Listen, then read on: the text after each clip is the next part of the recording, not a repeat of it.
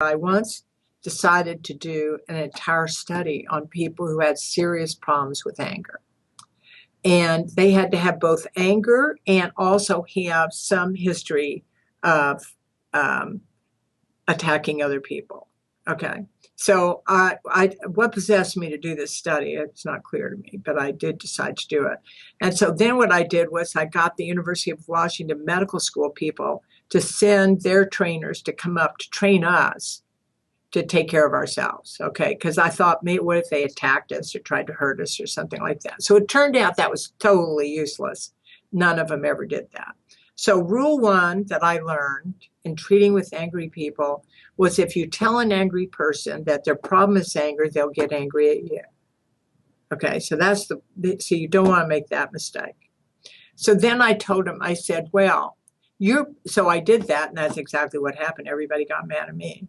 So I didn't like that. So then I told him next time, I said, your problem is irritability. And they immediately, yes, that's it. That's exactly it. So the first thing you have to do with a person who has anger as a problem is get them to agree that being less angry would be in their interest. That's your biggest problem. Okay.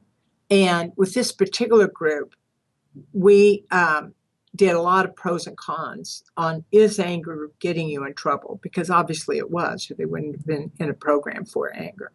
But so we worked on that. And then what we did was we developed a whole set of skills for anger, and taught all the skills to all the people that we're teaching. Okay, and so anger is an excess of emotion once again, and your emotion goes way up. So what we did was we developed a number of skills for it. Okay, one of the skills, this is hard to believe that it works so well, but actually it does work, as it turns out.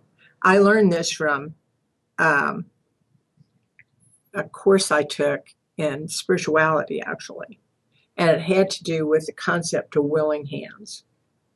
So willing hands are when you put your hands like this. I'll show them to you right up there. Okay, it's like this. Okay.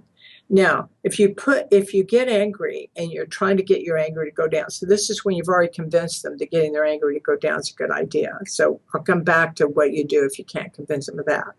But then what you do is you can tell a person to put their willing hands by their side or on their knees. It turns out it's really a miracle. It's very difficult to stay angry with willing hands. I had a friend from Europe calling me up after I taught it to him, and he said, oh my God, Marsha, I can't be angry anymore. This is really terrible. I've lost my ability to be angry. I said, well, that's good. Keep doing willing hands. So that's a really good strategy for all of us, okay? It's extremely good if you're at a meeting.